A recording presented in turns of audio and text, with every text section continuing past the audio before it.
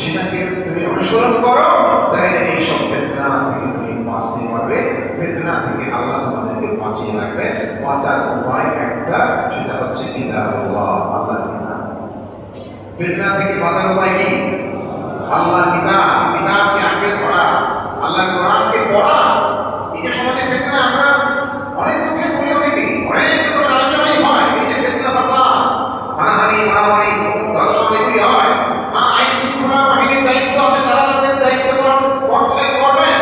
কিন্তু আমরা আমাদের জায়গায় সমাজের মানুষ হিসাবে আমাদের তো দায়িত্ব আছে। যারা অন্যায়গুলি করছে, এই যারা, সেটা কিশোর ন্যায় হোক, এটা সন্ত্রাসী হোক, এটা সমাজের সেই নেশাখোর হোক, যাই হোক না কেন, এদেরকে প্রতিরোধ করা, এদেরকে দমন করা, এদেরকে বয়কট করা, এদের বিরুদ্ধে রুখে দাঁড়ানো, এটা সামাজিকভাবে আমাদের দায়িত্ব আছে। নাই, এটা আমাদের দায়িত্ব আছে। এবং শুধু রুখে দাঁড়ানো নয়, ওই মানুষগুলো যদি তারা বিপদগামী হয়ে থাকে, তাদেরকে সুপথে আনার জন্য, সঠিক পথে ফিরিয়ে আনার জন্য তাদেরকে বলা, বোঝানো, দাওয়াত দেওয়া, কোরআনের তালিম দেওয়া, কোরআনের শিক্ষা দেওয়া, যেটা রাসূল এক কথায় বলে দিয়েছেন, কোরআন হলো এই ফিতনা থেকে মুক্তির উপায়। সেই কোরআনকে আমরা, যেটা বললাম একটু আগে, যে খেলা দেখার জন্য আমি রাত থেকে চোখের নিচে গাড়ি পড়ে যায়, এত কিছু পারি আমি, এটার জন্য এত ঝাল, এত কিছু, যে লোক আমরা চিনেও না, সারাদিন আমি যদি চিৎকার করে বলি জয় হয়ে গেছে, এই জয়ের জন্য নাচানাচি করে লাফালাফি করি, যারা জয় হলো ওরা আমরা চিনে নাকি ওরা আমার কিছু দিবে? কিছু দিবে আমাকে? ওরা জয়ী হলে আমাকে কিছু দিবে? আমার জন্য কোনো গিফট পাঠাবে? কিছু না, আমি চিৎকার করে করে মরে গেলাম। আবার যদি কেউ ফেলে দেবো আমার পছন্দের দল, তাহলে কান্না করতে করতে মরে যাওয়ার উপক্রম হয়। তাহলে এই যে কান্না, এত চোখের পানি, এই জন্য পুরস্কার পাবো কিছু? ওরা কি চিনে আমাকে? যারা আমাকে চিনেও না, কিছু পাবো না, ওদের জন্য কেঁদে কেঁদে। অথচ যে মালিক আমাকে পাঠালেন, সৃষ্টি করলেন, আমাকে বাঁচিয়ে রাখলেন, খাবার দেন, জীবন দিয়েছেন, জীবনের প্রয়োজনগুলি প্রতি মুহূর্তে পুরা করেন, সে মালিকের পক্ষ থেকে ডাক আসলো, আল্লাহু আকবার, আল্লাহু আকবার, হাইয়া আলাস সালাহ। আমার কানে সে আওয়াজ পৌঁছায় না, আমার সেদিকে কোনো খেয়ালই নেই। হয় আমি ওদিকে নেশায় মত্ত আছি, তারপর আমি ঘুর বেড়ে পড়ে আছি, আমার দিকে কোনো খেয়ালই নেই। তাহলে কোথায় আল্লাহ রাসূল সাল্লাল্লাহু আলাইহি ওয়াসাল্লাম 1000 বছর আগে বলেছেন, ফিতনা থেকে বাঁচার উপায় হলো কিতাবুল্লাহ, আল্লাহর কিতাবকে পড়া, জানা, বোঝা, মানা। এটা হলো ফিতনা থেকে বের হওয়ার উপায়। এই যে ঘরে ঘরে অশান্তি, দেখবেন প্রায় এমন কোনো দিন নাই, যেদিন শত শত ঘটনা, হাজারো ঘটনা এমন না হয় স্বামী স্ত্রী ঝামেলা। কথা একটা বলে ফেলেছে, এখন মাথা গরম, দৌড়ে আয়, কখনো সরকারি অফিস পরিষদে যাচ্ছে, বড় বাবা পড়তের কাছে যাচ্ছে, কখনো আলেমের কাছে দৌড়ে আসছে, হুজুর আসলাম। এখন কি আর তেমন কোনো গুরুত্বপূর্ণ শরীয়তের মাসলা মাসাইল নিয়ে খুব একটা আসতে দেখা যায় না, কিন্তু ম্যাক্সিমাম কেস দৌড়ে আসে, হুজুর একটা কথা ছিল। আবার বলতেও জানা মানে হুজুর একটু একা বলতে হবে। আচ্ছা, কি একা বলতে হবে? তাহলে তো বুঝেই ফেলেছি, তাকে আব্বা একা বলতে কি সমস্যা, আমরাই করে দিই নাকি? বসে ঝামেলা করে আসছেন, রাগারাগি হয়ে গেছিল, পরে তো ঝামেলা হয়ে গেছে। এখন এই যে অবস্থাটা, এটা এত বেশি বেড়েছে, এত বেশি মাত্রায়, যেটা একটা ভয়াবহ আকার করেছে। প্রায় থাকলে এই অশান্তি, ছেলে যুবক অল্প বিয়ে করেছে, কিছুদিন যাওয়ার পরেই ভুল বোঝাবুঝি শুরু হয়েছে, সন্দেহ শুরু হয়ে গেছে, নানান অবস্থা তৈরি হয়ে গেছে। এখন অশান্তি, এদিকে বৃদ্ধ বৃদ্ধা, তাদের মধ্যে অশান্তি, মানে আপনার নবদম্পতি নতুন বিয়ে করেছে, সেখানে অশান্তি, আমার সংসারে অশান্তি, সন্তানের সংসারে অশান্তি, নাতি নাতি সেখানে অশান্তি। এরপরে আরো আছে, বউ আসে ঘরে, শাশুড়ির সাথে ঝামেলা, তারপরে পরের মায়ের লোকদের সাথে ঝামেলা।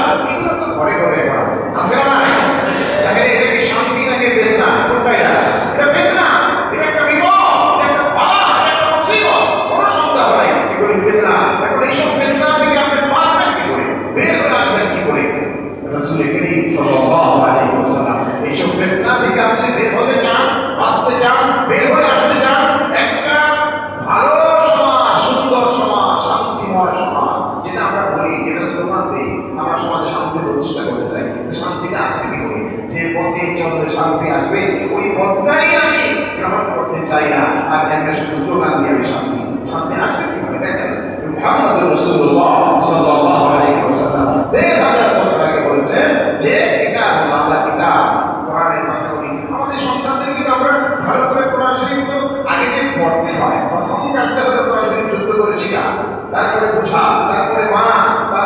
দাওয়াত দেওয়া, জটিল বিষয়গুলো আমাদের কাছ থেকে জেনে নেওয়া, মাসালা বিষয় যেটা এটা আমাদের শরণাপন্ন হওয়া, তাদের কাছে ব্যাখ্যা জেনে নেওয়া, এইগুলো আমাদের কাজ।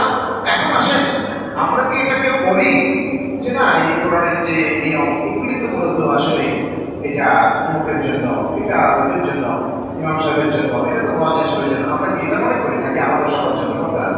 আমাদের সবার জন্যই না। কিন্তু আজকে দেখেন কত মানে এটা দুর্ভাগ্যের কথা, এটা আমাদের অত্যন্ত পরিতাপের বিষয় যে আমার প্রথম যে কাজটা করার জন্য সুন্দর করে শিখতে হয়, পড়তে হয়, সেই জায়গাটা কিন্তু আমরা এখনো পর্যন্ত আমরা সেভাবে এগোতে পারিনি।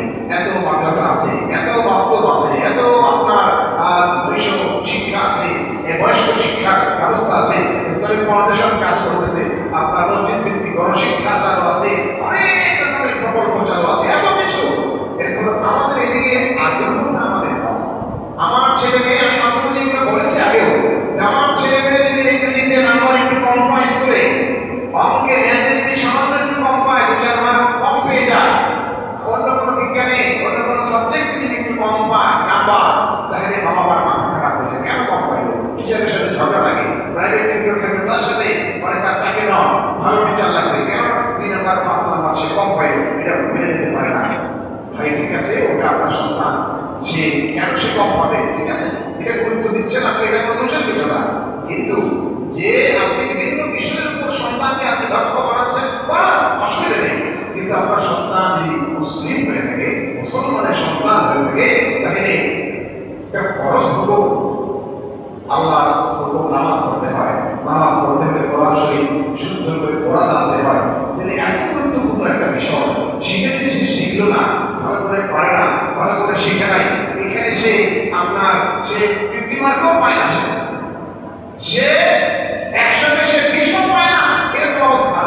এতটুকু ভালো করে সে কোরআন শরীফ শুদ্ধ করে শিখে নাই, এরপরে তো আমাদের মন খারাপ হয় না, এরপরে তো আমরা চিন্তিত হই না, এটা নিয়ে তো আমাদের মাথা গরম হয় না যে কি ব্যাপার, আমার সন্তান যে এখন কোরআন ভালো করে শিখে না, সে যে আপনার প্রাইমারি থেকে হাই স্কুলে গেল, সেখান থেকে এখন কলেজ থেকে ভার্সিটি পর্যন্ত চলে গেল আমার সন্তান, সে তো বড় ডাক্তার হবে, ইঞ্জিনিয়ার হবে, আমার সমাজের জন্য সবই তো লাগবে, আমার ডাক্তার লাগবে, ইঞ্জিনিয়ার লাগবে, পাইলট লাগবে, বিজ্ঞানী লাগবে, প্রফেসর লাগবে, লেখক লাগবে, কবি লাগবে, সাহিত্যিক দরকার, একটা সমাজে দক্ষ অনেক জনশক্তি দরকার, সবই আমার লাগবে, কিন্তু কোরআনের শিক্ষা লাগবে কি লাগবে না? নাকি এটা বাদ দিয়া? আমার সন্তানকে, মুসলমানের সন্তান, আমার যখন আমি বলি আল্লাহ কোরআন শুদ্ধ করে তাকে শিক্ষা দিতেই হবে, এই জায়গাটা কেন আমার গুরুত্ব হয়, কেন আমি সেভাবে এতটা এইখানে আমি আর দিতে পারি না, আমাকে কেন দিত এটাতে মা আমি করতে পারি না কেন? তার মানে হলো যে এখানে আমরা আসলে যতটা দায়িত্বশীল হওয়ার কথা ছিল, আল্লাহ আমাকে যেটা বলেছেন যে সমস্যা চারদিকে, সেই সমাধান আমরা চাই। মুহাম্মদ রাসূলুল্লাহ সাল্লাল্লাহু আলাইহি ওয়াসাল্লাম বলেছেন সমাধান হচ্ছে আল্লাহ কিতাব কোরআন শরীফ। প্রথম তো পড়া, তেলাওয়াত করা, তারপরে বোঝা, তারপরে মানা, দেখেন পর্যায়ক্রমে। এখন পড়াটা তো শুরু করতে হবে, সেটাতেও তো আমরা এখনো পর্যন্ত কামিয়াব হতে পারি না। বেশিরভাগ ফ্যামিলিতে সন্তানরা এখন পর্যন্ত আল্লাহ কালাম সুন্দর করে ভালো করে পড়াটাও শিখে না, বা শিখার আগ্রহটাও সেরকম নেই। অন্য সাবজেক্টে সমস্যা হলে পেরেশানি আছে, কিন্তু কোরআন ভালো করে না শিখলে এটা নিয়ে পেরেশানি নেই। অথচ মুহাম্মদ রাসূলুল্লাহ সাল্লাল্লাহু আলাইহি ওয়াসাল্লাম প্রচলিত করছেন যে ঘরে টেবিলে কোরআন পড়া হয়, কোরআনের তেলাওয়াত হয়, আজকে দেখবেন যে নানা রকমের প্রসঙ্গে আমাদের কাছে আলেমদের কাছে আসে, হুজুরদের কাছে হুজুর একটু ফুটিয়ে দেন, একটু পানি করে দেন, এই ছেলে কেমন যেন উদাসীন, মেয়ে কি ভয় পায়, তার কোনো জিন ভূতের আসুক, তার কোনো মুক্তাহিজ করেছে, অমুক চালু করে ফেলেছে, গ্রস্ত হয়ে পড়েছে, নানা রকমের সমস্যা। আসেন এইসব সমস্যা থেকে মুক্তির জন্যই তো আল্লাহ জাহিরি বাতিনি যত রকমের সমস্যা আছে সমাজে, শারীরিক মানসিক যত সমস্যা, সব কিছুর জন্য শিফা দাওয়া রোগ মুক্তি হচ্ছে কোরআনে কারীম। আল্লাহর ভাষায় বলেছেন ওয়ানুনাজ্জিলু মিনাল কোরআনি মা হুয়া শিফাউ ওয়া রাহমাতুল লিল মুমিনিন ওয়া লা ইয়াজিদুয যালিমিনা ইল্লা খাসারা। কোরআনে মধ্যে বলেছি মা হুয়া শিফাউ ওয়া রাহমা, কোরআন হচ্ছে শিফা, এটার মধ্যে আছে আমাদের রোগ মুক্তি, যত রকমের এই যে ব্যায়াম, এই যে অসুস্থতা, এই যে এক ধরনের রাশিয়তা, পড়াশোনায় মনোযোগ নাই, এখন শুধু আপনি মনে করেন যে পুড়িয়া শুধু পানি পড়া দিয়েই তো সময় যাবে না, আর পানি পড়া নিয়ে অসুবিধা নাই, সেটাও ইনশাআল্লাহ কাজে লাগবে, ঠিক আছে। কিন্তু আপনার সন্তান যে সকালবেলা ঘুম থেকে উঠা ফজর নামাজ পড়ে সূরা ইয়াসিন নিজে পড়ে, সে সকালবেলা সন্ধ্যাবেলা থেকে সূরা ওয়াকিয়া তেলাওয়াত করে, রাতে ঘুমানোর আগে সূরা মুলক তেলাওয়াত করে, এমনিতেই যে সমস্যাগুলি আছে, সে উদাসীনতা, একটা ইমব্যালেন্স অবস্থা, তারপরে কেমন পাগলামি, অস্থিরতা, পেরেশানি, জিনের আসর, জাদুটনা, এইসব আসর থেকে যদি আপনার সন্তানকে মুক্ত রাখতে চান, তাহলে আপনার সন্তানকে সকাল সন্ধ্যায় আল্লাহর কোরআনের তালিম, সে তাকে সেই তালিমে অভ্যস্ত করতে হবে। ঘরে ঘরে কোরআনের তেলাওয়াতের শব্দ আমরা আপনারা শুনতে চাইছি, বেশ আমাদেরকে তৈরি করতে হবে। ঘরের ভিতরে তেলাওয়াত হবে, মা তেলাওয়াত করবেন, মেয়ে করবেন, সন্তান ছেলে তার রুমে তেলাওয়াত করবে, বাবা সকাল সন্ধ্যায় কোরআন শরীফ পড়বেন, হাতে নেবেন কোরআনকে তেলাওয়াত করবেন। এরপর শুধু তেলাওয়াত পর্যন্তই নয়, বাকি ধীরে ধীরে আগাবো। আল্লাহ পাক কি বলেছেন, কি হুকুম নির্দেশ, আমি সূরা আনফালের কয়েকটি আয়াত বলছি। আল্লাহ এখানে মুমিনদের কথা বলেছে, তুমি কেমন মুমিন হবে শোনো, আমি কেমন মুমিন তোমাকে আমি দেখতে চাই। সেই মুমিনের বৈশিষ্ট্য আল্লাহ কয়েকটি বৈশিষ্ট্য এখানে আল্লাহ পাক উল্লেখ করেছেন সূরা আনফালের 3 নম্বর আয়াতে, ইন্নামাল মুমিনুনা আল্লাযীনা ইযা যুকিরাল্লাহ ওয়াজিলাত কুলুবুহুম। মুমিন, প্রকৃত মুমিন তো তারাই যাদের সামনে আল্লাহর কথা আসলে পড়ে, আল্লাহর নাম উচ্চারিত হলে পড়ে, যখনই আল্লাহ শুনে, যেটা আল্লাহর কথা, আল্লাহর হুকুম, আল্লাহর বিধান, আল্লাহর নবীর সুন্নাত, আল্লাহর নবীর বাণী, এটা রাসূল করিম সাল্লাল্লাহু আলাইহি ওয়াসাল্লামের সুন্নাত, এটা যখন তার সামনে আসে, তার ভিতরটা কেঁপে ওঠে, অন্তরাত্মা ভিতর থেকে বিগলিত হয়, ভিতরে ভয় হয়ে যায় যে আল্লাহর কথাই না, তাহলে আমি আল্লাহর কোথাও ওয়াদা, কোথাও ওয়াইদ, এই যে ওয়াদা আর ওয়াইদ, কোরআন পড়লে প্রতিটি আয়াত কোথাও ওয়াদা, কোথাও ওয়াইদ, কোথাও আল্লাহ পাক সুসংবাদ দিচ্ছেন, তুমি যদি এই আমলগুলি করো তোমার জন্য এই সুসংবাদ, এই পুরস্কার হয়ে গেছে। আবার তুমি যদি ভুল পথে, উল্টা পথে, এই অন্যায় পথে পা বাড়াও, তাহলে তোমার জন্য এখনই আযাব আলীম আমি লিখে দিয়েছি। যখনই তার সামনে এই বিষয়গুলি সামনে আসে, তার ভিতরে ভয় ঢুকে যায়, আপকে ওঠে, কলিজাটা কেঁপে ওঠে, আল্লাহ পাক যদি আমাকে ধরেন, পাকড়াও করেন, কে আমাকে বাঁচায়? কেউ তো রক্ষা করতে আমাকে পারবে না। আর আল্লাহ যদি আমার জন্য এত সব পুরস্কার রেখে দিয়েছেন, এত সব নিয়ামত রেখে দিয়েছেন, তাই আমি তো নিজেকে আমার গ্রহণ করছি, নিজেকে বঞ্চিত করছি, কেন আমি আমাকে ঠকাচ্ছি, কেন আমি আমার হুকুম থেকে আমি দূরে আছি? এই অনুভূতি, ইহসাস এবং আল্লাহর প্রতি মহব্বত আর ভালোবাসা, দেখেন ভালোবাসা, মহব্বত, যখন আল্লাহর প্রতি মহব্বত আর ভালোবাসা মানুষের থাকে, আল্লাহর নামটা শোনার সাথে সাথে তারা ভালো লাগবে, ভালো লাগা তৈরি হবে, এবং আল্লাহর হুকুম মানার জন্য সে অস্থির হয়ে পড়বে। আল্লাহর প্রতি মহব্বত থাকলে ভালোবাসা থাকে। দুনিয়াতে দেখবেন মানুষ, একটা মানুষ মানুষকে ভালোবাসে, দুনিয়ার লাইফে হবে ওই ভালোবাসার মানুষটা তাকে খুশি করার জন্য, তাকে সন্তুষ্ট করার জন্য, যাকে যে ভালোবাসে তাকে কিভাবে সে খুশি করবে, এর জন্য কত রকমের কত কিছু করে, কত রকমের স্যাক্রিফাইস করে, মানে জীবনটাই দিয়ে দেয় ভালোবাসার মানুষের জন্য।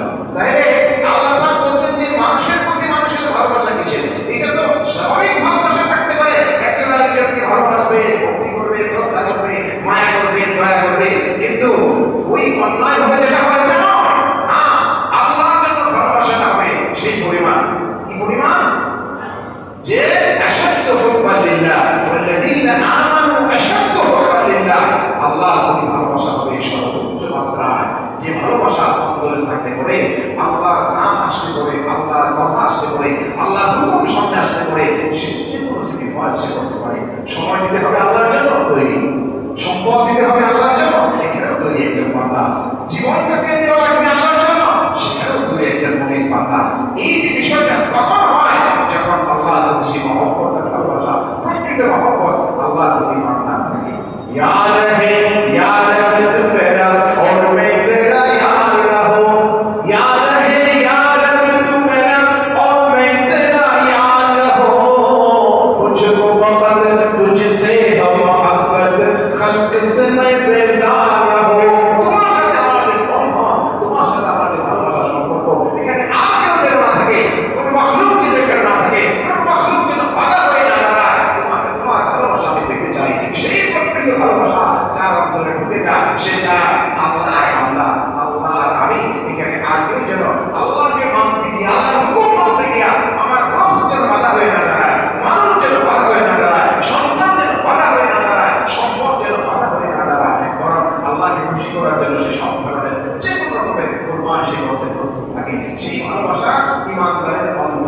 থাকবে, আর থাকলে পরে ওজিলাত কুলুবুহুম, অন্তরটা তখন কেঁপে উঠবে যে আল্লাহর কথা, এটা তো আমাকে মানতেই হবে, আল্লাহর নির্দেশ, অতএব এর বাইরে আমার যাওয়াই যাবে না। وإذا تليت عليهم آياته زادتهم إيمانا, যখন আল্লাহর কোরআনের আয়াতগুলি তার সাথে পড়া হয়, তেলাওয়াত করা হয়, ঈমান বাড়ে। কোরআন শুনে শুনে ভালো লাগা তৈরি হয়, ভালোবাসা তৈরি হয়, আর ঈমানটা বাড়তে থাকে, ঈমানের পাওয়ার শক্তি আরো বেড়ে যায়। সত্যি তো বলা যায় না, আমাদের সত্যিই তো আমরা চাই না।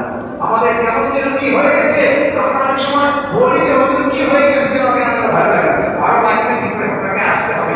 আসল যে ঔষধ যেটা মেডিসিন, সেটা আপনাকে গ্রহণ করতে হবে, তাহলে না ভালো লাগা তৈরি হবে। নামাজ ভালো লাগবে, জিকির ভালো লাগবে, তেলাওয়াত ভালো লাগবে, নেক আমল ভালো লাগবে, মসজিদে বসে থাকতে ভালো লাগবে, মসজিদে বসে আল্লাহকে ধ্যান করতে ভালো লাগবে, আপনাকে সব জায়গায় নেক আমলের মধ্যে ভালো লাগবে। যখন আপনি সেই কোরআনের ঔষধ মেডিসিন নিজের মধ্যে আপনি ঢোকাবেন, সেটা লাগবে, এমনি এমনি হয়ে যাবে। এটার জন্য একটু লাগবে, সাধারণ লাগবে। কোরআন শরীফের তেলাওয়াত শোনার অভ্যাস আমাদের করতে হবে, নিজে তেলাওয়াত করতে হবে। যিনি ভালো সুন্দর করতে পারেন তার তেলাওয়াত শুনতে হবে, সেই অভ্যাস আমাদের করতে হবে। সুন্দর করে শেখার জন্য আমাকে আগ্রহী হতে হবে। কয়েকজন মানুষ এমন আছেন, আমরা খুব কমই পেয়েছি, যে ইচ্ছে করে নিজের থেকে এসে বলতে হুজুর আসলে আমি তো ওইভাবে ভালো করে কোনো উস্তাদের কাছে শিখি নাই, আমার ভয় কি হয় না, একটু আপনি দয়া করে শোনেন তো। এরকম ঘটনা খুব কম এই সমাজে, অথচ এই ধরনের সমস্যা যে আছে বাস্তবে, এটা নিয়ে আমরা স্বীকার করতে পারবো। এরকম অসংখ্য মানুষের মধ্যে ভালো করে নামাজ শুদ্ধ হওয়ার মতো, নামাজ সহিভাবে আদায় হওয়ার মতো ভালো করে কোরআন শরীফ শেখা হয় নাই। বয়স হয়ে গেছে 40, 50, 60, 70 বছর, এখন ভালো করে কোরআন শেখা হয় নাই। এরকম মানুষ সংখ্যায় কম না অনেক বেশি, অনেক বেশি, অনেক বেশি, সংখ্যা অনেক বেশি। কিন্তু সে আগ্রহটা আমাদের মধ্যে, যে আমরা কি একজনকে ধরলাম, একজন কাদের সাহেবকে, হাফিজ সাহেবকে, ইমাম সাহেবকে, মুয়াজ্জিন সাহেবকে বলতে বলবো, অনুরোধ করবো, মহল্লার কাউকে যিনি ভালো জানেন তাকে, আসলে আমি তো অনেক কিছু জানি, শিখি বা শিখেছি, অনেক প্র্যাকটিস করি জীবনে, অনেক কিছু, অনেক অভিজ্ঞতা, অনেক যোগ্যতা, অনেক দক্ষতা, অনেক কিছু আছে, অনেক বিষয়ে, কিন্তু আমি আসলে কোরআন শরীফ ভালো করে আমার শেখা হয় নাই। সেই জায়গাটাতে সে আগ্রহটা আমাদের সৃষ্টি হয় না। তো আল্লাহ বলছেন তেলাওয়াত শুনলে ঈমান বাড়ে, এটা হলো মুমিনের বৈশিষ্ট্য। আল্লাহর কোরআন শুনে শুনে সে আরো বেশি আপ্লুত হয়, আবেগ আপ্লুত হয়, আল্লাহর প্রতি মহব্বত বাড়ে, ঈমান বাড়ে। তুলিয়াত আলাইহিম আয়াতু যাদাতুহুম ঈমানা ওয়া আলা রাব্বিহিম ইয়াতাওয়াক্কালুন। আল্লাহর উপর তাওয়াক্কুল করে, মুমিনের বৈশিষ্ট্য এটা। আল্লাহর উপর ভরসা করে, সবসময় সে আল্লাহর উপর তাওয়াক্কুল করে, ব্যবসা করে তাওয়াক্কুল আল্লাহর উপর, সফর করে তাওয়াক্কুল আল্লাহর উপর, বড় বড় কাজ করে, রাষ্ট্রীয় দায়িত্ব পালন করে তাওয়াক্কুল আল্লাহর উপর, দেশ পরিচালনা করে তাওয়াক্কুল আল্লাহর উপর, সমাজ পরিচালনা করে তাওয়াক্কুল আল্লাহর উপর, সব জায়গায় ঘরে হিসাবি করবে তাওয়াক্কুল আল্লাহর উপর, যে আল্লাহ আমি একটা যেন নেক সঙ্গী, নেক সাথী, অথবা আমার জীবন সঙ্গিনী সেটা নেককার হয়, দিনদার হয়। আল্লাহ তোমার উপর তাওয়াক্কুল করে আমি চেষ্টা শুরু করলাম, আল্লাহ তুমি সেটা আমাকে সাহায্য করো। তাওয়াক্কুল আল্লাহর উপর অনেকে যদি চায় এবং চেষ্টা করে, আল্লাহ তাকে সেইভাবে তাকে মিলিয়ে দেন। এখন সব জায়গায় তাওয়াক্কুলটা হবে যে আমি আমার চেষ্টা দিয়ে আমি সফল হয়ে যাবো, এটা তুমি কখনোই চিন্তা করবে না। আমি ব্যবসা করি, যাই করি, জীবনে অনেক রকমের আর্ন করি, ইনকাম করি, অনেক রকমের শখ হয়তো আমার সামনে আছে, অনেক দক্ষতা যোগ্যতা আছে, তাই বলে আমি সফল হয়ে যাবো, এটা ইমানদার অন্তত ভাবতে পারে না। ইমানদার ভাবে আমার যোগ্যতা দক্ষতা যাই থাকুক, আমি যদি সফল হতে চাই তাহলে আমার আল্লাহর সাহায্যই লাগবে, আল্লাহর উপর আমাকে ভরসা করতে হবে। কথা বলেন ঠিক না? বড় বড় যুদ্ধ জিহাদ হয়েছে ইসলামের প্রথম যুগে, শুরু রাসূল করিম সাল্লাল্লাহু আলাইহি ওয়াসাল্লামের নেতৃত্বেও হয়েছে, সেখানেও আল্লাহ তাআলা মুমিনদেরকে শিখিয়েছেন, দেখো তোমাদের অনেক লোক সংখ্যা থাকলেই পরে বিজয় আসবে না, বিজয় আসার জন্য আমার উপর তাওয়াক্কুল করতে হবে এবং আমার বলতার সাহায্য যখন থাকবে তখন আল্লাহ বিজয় দেবেন। সুবহানাল্লাহ।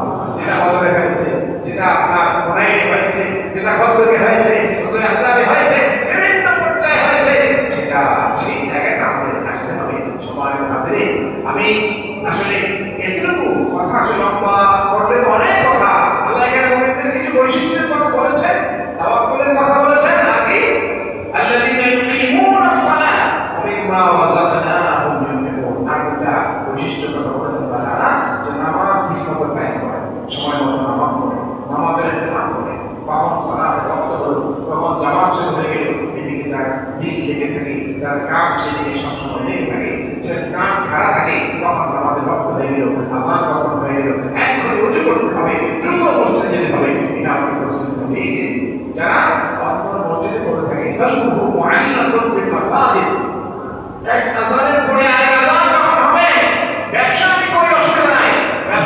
দোকানদারি করেন, কোটি কোটি টাকা ইনকাম করেন, কোনো অসুবিধা নেই। মাল বৈধ পথে উপার্জন করাতে কোনো দোষ নাই। আল্লাহ আপনার ব্যবসায় বরকত দেন, আলহামদুলিল্লাহ, শুধু আমি শুকর আদায় করতে হবে আপনাকে। বাকি ওই ব্যবসা বাণিজ্যের ক্ষেত্রে আমাকে সবসময় কান খাড়া রাখতে হবে। তখন বলা হয় আল্লাহু আকবার। তখন আমাকে অল্প সময়ের জন্য একটু গুটিয়ে রেখে আসতে হবে আল্লাহর সাথে হাজিরা দিতে। এটা আল্লাহ চান। এইটুকু যদি করতে পারেন বাস কামিয়াব, সফল। আল্লাহ আপনার সবকিছু কবুল করে নেবেন। আল্লাহ আপনার এই যে ব্যবসা বাণিজ্য, এর মধ্যে আল্লাহ রহমত দেবেন, সংসারে রহমত দেবেন, সন্তানদেরকে আল্লাহ নেককার বানায় দিবেন, এদেরকে এমন আমল আখলাক দিবেন যে তাদের আমল আখলাক দেখে, তাদের কাজকর্ম দেখে, তাদের আচরণ দেখে আপনার অন্তরটা জুড়ে দেবে। এরকম সন্তান আল্লাহ বানায় দিবেন। আল্লাহ হয় আমলটা চলে শুধু শুধু শুধু আপনি ব্যবসায়ী করতে চান, শুধু আপনি অনেক কিছু হাসিল করবেন, কিন্তু আসলে আল্লাহ যেটা চান, আল্লাহর পছন্দ যেটা, আল্লাহ যেভাবে চান সময় মতো সালা, এদিকে কোনো খেয়াল নাই। তাহলে যে সন্তানগুলোর জন্য আপনি কামাই করতেছেন, যাদের জন্য লক্ষ কোটি টাকা খরচ করতেছেন, দেখবেন এদের আচরণ দেখে, কাজকর্ম দেখে, বিহেভ দেখে কলিজা যন্ত্রণায় ছটফট করবে, অস্থির হয়ে পড়বে। আরে এটা কেন হলো, আমার ছেলেটা কেমন কেন হলো, আমার মেয়েটা এত বড় কেন হয়ে গেল, কেন হয়ে গেল প্রশ্ন। কিন্তু আসলে কেন যে হলো সেটা আসল কারণ আপনার জানা আছে। খুঁজলেই, একটু আপনি ভাবলেই, চিন্তা করলেই কারণটা আপনার সাথে স্পষ্ট হয়ে যাবে। সম্মানিত হাজিরিন, আর কি ইউকিমুনাস সালাত ওয়া মিম্মা রাযাকনাহুম ইউনফিকুন। সর্বশেষ আল্লাহ বলেছেন এই আয়াতের মধ্যে, সূরা আল-ফাতিহার নম্বর আয়াতে আল্লাহ শেষে বলেছেন, তারা তাদেরকে যে আমি সম্পদ দিয়েছি, মাল সম্পদ, সেই সম্পদ থেকে তারা সবসময় আল্লাহর নাম শুনলেই তো মনটা বিগলিত হয়। আল্লাহর জন্য সে দান করতে সবসময় তৈরি, যেখানেই হয়, সে গরিব, মিসকিন, অসহায়, মসজিদে, তিনি কাজে, মানে আত্মীয় স্বজন করি, যখনই যে কোনো কাজ প্রয়োজন সামনে আসে, সে মন থেকে, দিক থেকে আল্লাহর প্রতি খরচ করতেই থাকে। আল্লাহর প্রতি সে খরচ করে, বকেরি করে না, কৃপণতা করে না। মুমিন কখনো কৃপণ হয় না। মুমিন সবসময় কি হয়, সখী হয়, নাচির হয়। আর সখীর জন্য আল্লাহ ফেরেশতারা দোয়া করতে থাকেন, বকেরির জন্য সবসময় ফেরেশতারা দোয়া করতে থাকেন। যেমন সম্মানিত হাজিরিন, আসুন সেভাবে আমরা একটু চেষ্টা করবো, একটু চেষ্টা করলে ইনশাআল্লাহ আমরা এই যত রকমের সম্পদ সমস্যা আমরা দেখি, এগুলোর থেকে বের হওয়াটা এত কঠিন না।